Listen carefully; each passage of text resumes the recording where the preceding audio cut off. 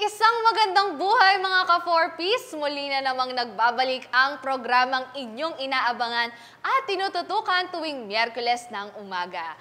Dito, ang mga katanungan patungkol sa Pantawid Pamilyang Pilipino Program o 4Ps ay amin pong binibigyan ng malinaw at tamang kasagutan. Kaya mga 4Ps, tutok na dahil inyong tanong, aming sagot. Dito lang yan sa 4Ps Fast Break! Ayan mga ka-4Ps, isang panibagong episode na naman ang ating pagsasamahan ngayong araw kung saan amin pong walang sawang sasagutin ang inyong mga katanungan patungkol sa programa. At nakakailang episodes na nga po tayo at habang tumatagal, mas nararamdaman po namin ang inyong suporta sa ating programa. Kaya naman ngayong araw, muli po nating makakasama para sagutin ang inyong katanungan. Walang iba kundi si Director Gemma Gabuya, ang National Program Manager ng Pantawid Pamilyang Pilipino Program. Magandang araw, Director Gemma! Thank you, Venus, at magandang araw din sa iyo at sa lahat ng mga ka-4Ps natin na nanonood at nakikinig sa programang ito. Yes, ayan nga po mga ka-4Ps, nandito nga muli si Director Gemma para po bigyan ng tamang kasagutan ng inyong mga tanong. Kaya naman, i-like, i-share at i-comment nyo na po yung mga questions nyo dito sa ating live para naman po iyan ay masagot po namin.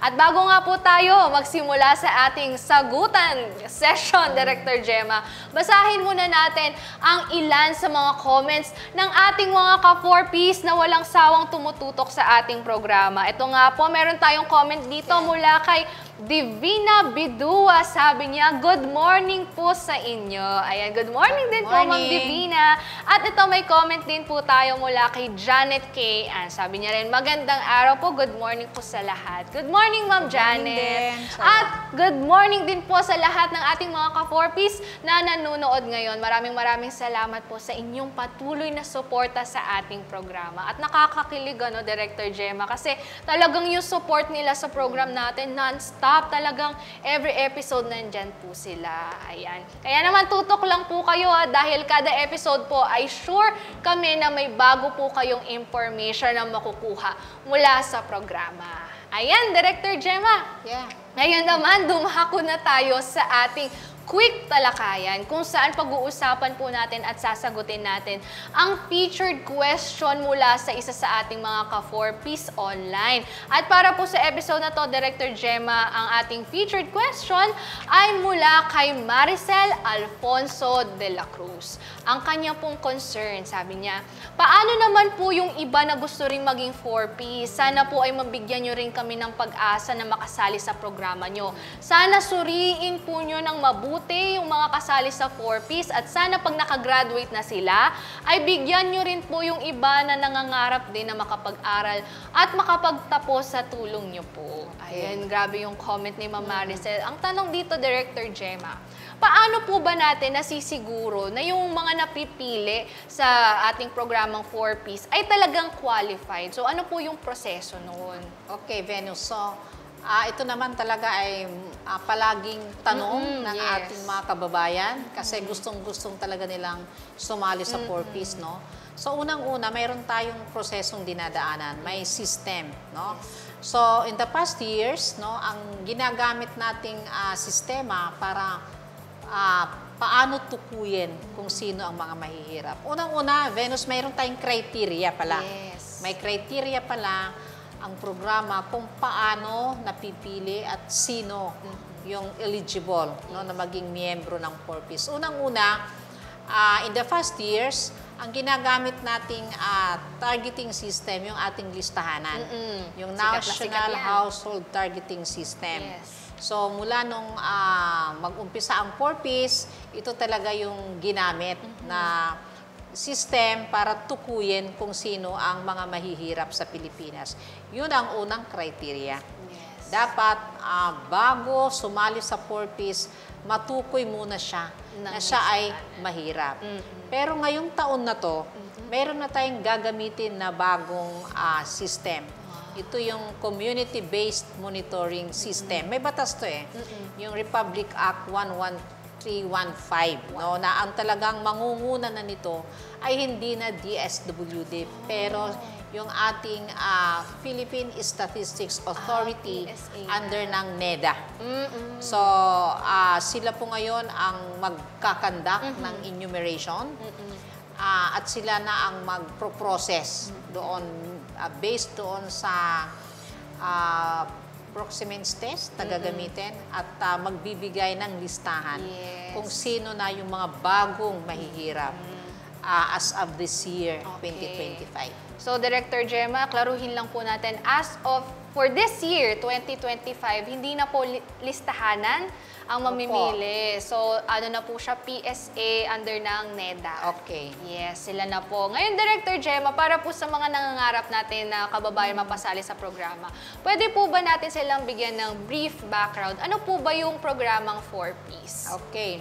Ang 4Ps, talagang ito ay programa para doon sa ating mga mahihirap na kababayan na mayroong edad, no, 0 to 18 years old. So, yun ang criteria. Yes. Unang-una, mahirap.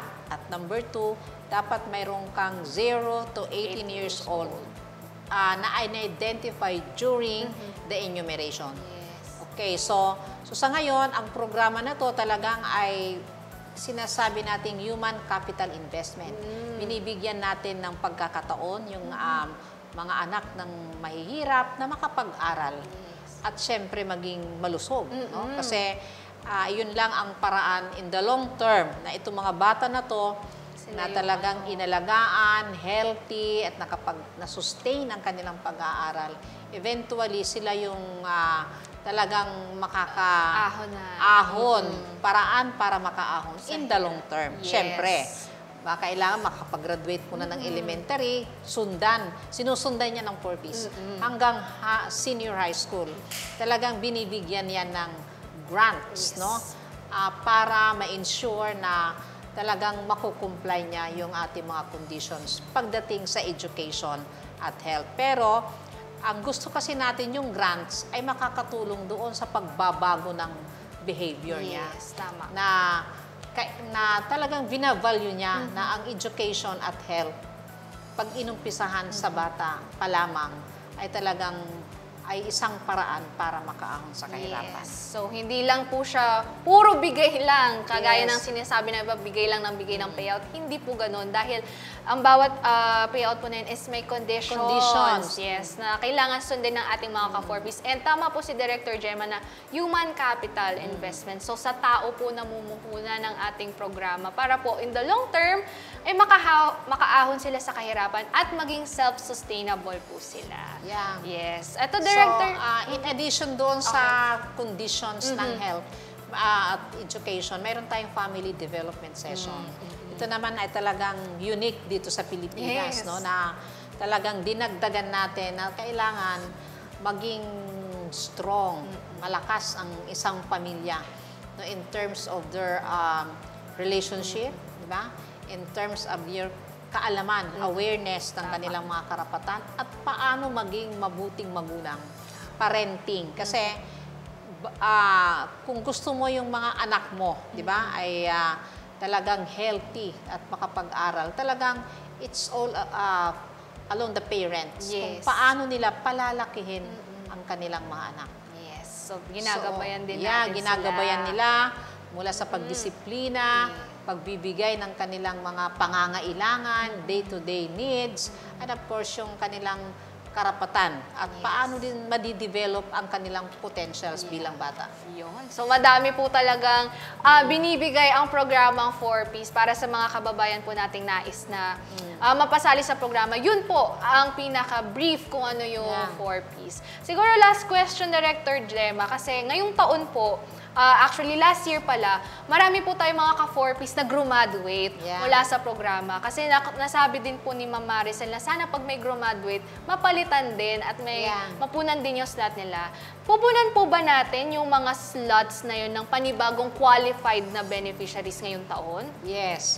Yun lang ang ating nakikipag-usap naman tayo sa PSA na kung kailan nila marirelease yung bagong NEDA, yung bagong listahan, kasi sila ngayon yung magpupuno kung ano man ang kakulangan ngayon. 4.4, yun ang gusto nating i-target for this year. Laki. So, ayan, Ma'am Maricel, sana po naging malinaw yung concern nyo. Ayan, may pag-asa po na kayo ay makasama sa ating programa. Dahil yearly po yan, pinupunan po yung slots ng mga gumagraduate na ka-4Ps natin. Dahil tuloy-tuloy lang po yung pagbibigay ng serbisyo ng ating programa. At ayan, Director Gemma, maraming salamat po sa pagsagot sa katanungan ni Ma'am Maricel. At ngayon naman po, dumako na tayo sa ating favorite part, ang pinaka-exciting part ng ating 4Ps Fast Break. Walang iba kundi ang ating Fast Break. Yes. Ito po, sasagutin niyo po ng mabilis ang questions ng ating mga 4Ps. Ready na ba kay Director Gemma? Ready. Ready na si Director Gemma. So, Director Gemma, your timer starts now. Unang tanong, kailangan bang pumunta sa mga tanggapan ng DSWD para mapasali sa 4Ps? Hindi. Sunod, ang LGU ba ang namimili at naglilista ng mga maaaring mapasali sa programa? Hindi. Pangatlong tanong, totoo bang ang napipili na mapasali sa 4Ps ay yung mga kamag-anak ng nasa barangay? Hindi. Sunod na tanong, totoo bang pwedeng mag-apply at magbayad online para ikaw ay mapasali sa 4Ps? Hindi. Totoo bang may nag-iikot-ikot sa mga bahay-bahay na nagsisurvey sa mga na maaaring maging qualified beneficiary ng 4Ps? Totoo. Taon-taon bang may bagong qualified na benepisyaryo ang nakakasali sa programa? Totoo. Totoo bang mabusisi ang proseso ng pag-validate sa mga qualified beneficiaries? Totoo. Meron bang annual membership fee para manatiling 4Ps member? Hindi. Kapag ang isang sambahayan ba ay na-survey, automatic na bang sila ay kasali sa programa? Hindi. Panghuling tanong, Director Gemma, totoo bang mawawala na daw at ititigil na ang 4Ps? Hindi. Alright, and there you have it. Maraming salamat po, Director Gemma, sa pagsagot sa katanungan ng ating mga ka-4Ps na nakasubaybay sa ating programa. At dahil nga po, sobrang bilis talagang parang wala pang 1 minute yung Director Gemma. Meron po ba kayong nais na bigyan ng mas malalim na paliwanag sa inyong mga sagot kanina sa ating fast break? Yung huli, no? Mawawala daw. Viral yan, Director Gemma. Sinasabi nila yan. Correct. Ang 4Ps program ay may batas. Yung Republic Act 11310. So talagang ito ay a recognized regular program ng gobyerno. Yes. Para sa human capital investment at poverty reduction. Flagship program nga siya ng gobyerno na talagang sineshepherd at nililid ng DSWD. Yes. Habang may mahirap, no, Venus, no? Habang may batas, hindi mawawala ang 4Ps program. Tama po yan. Hindi mawawala ang 4Ps ng ating mga ka-4Ps. Huwag po kayong mangamba dahil nandito po ang programa na laging susubaybay at gagabay sa inyo. Pati rin po itong 4Ps Fast Break, hindi po kami mawawala. Lagi po kami nandito linggo-linggo para sagutin ang inyong mga katanungan. At ayan nga po, para naman po sa mga katanungan na hindi napasama sa ating Fast Break ngayong araw, huwag po kayong mag-alala at ito po ay aming sasagutin next week para sa isa na namang episode ng ating 4Ps Fast Break. At syempre po, Director Gemma, bago matapos ang ating Fast Break ngayong araw, baka meron po kayong mga announcements patungkol sa programa or mga message para po sa ating mga ka-4Ps na nanonood ngayon. Yeah, siguro yung ating mga ka-4Ps beneficiaries, doon sa mga nagtatanong ng mga kapitbahay nyo, bigyan siya ng tamang informasyon. Yes. Ano yung qualified beneficiaries, saan pupunta, kung gusto nilang maging miyembro ng 4Ps. No? Yes. Para at least mismo yung mga 4Ps beneficiaries ay nakakatulong sa programa. Tama. Ayan, maraming salamat muli, Director Gemma, Thank you, ang Deb. National Program Manager ng Pantawid Pamilyang Pilipino Program sa pagbibigay ng maagap at malinaw na sagot sa ating mga ka-4Ps. Okay, thank you. Mga ka-4Ps, dito na po nagtatapos ang isa na namang episode ng 4Ps Fast Break sa araw na to. Patuloy niyo pong suportahan at tutukan ang ating programa tuwing Miyerkules ng umaga umaga po yan ha, dahil amin pong patuloy ding sasagutin ang inyong mga katanungan patungkol sa programa. Mga ka-4Ps, huwag nyo rin pong kakalimutan na i-like at i-follow ang official communication channels ng DSWD para kayo po ay manatiling updated sa mga programa at serbisyo ng ahensya. Bisitahin ang aming official website na dswd.gov.ph, sa Facebook at Twitter na @DSWD Serves at Instagram na @DSWD Philippines. Para naman sa centralized channel kung saan tiyak na makakakuha ka ng mga pinakabagong balita tungkol sa ahensya, mag-subscribe na rin po kayo sa aming Viber channel na DSWD Philippines. Sa mga source na to mga ka-4Ps, sure po kayo na ang mga information na inyong makukuha at maibabahagi sa iba ay legit, lalo na kung patungkol yan sa 4Ps. Kaya mga ka-4Ps, samahan niyo po kami muli sa susunod na Miyerkules dahil inyong tanong ay aming laging sagot. Dito lang yan sa 4Ps Fast Break.